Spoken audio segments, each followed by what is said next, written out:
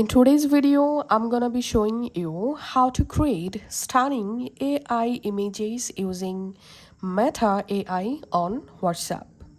Now, to make or generate AI pictures, you don't need to install any other app. You can easily generate AI pictures directly from your WhatsApp app. Just go to your WhatsApp, and in WhatsApp, make sure you have turned on the Meta AI. Just open the Meta AI, and now we have to type the prompt to generate a AI image.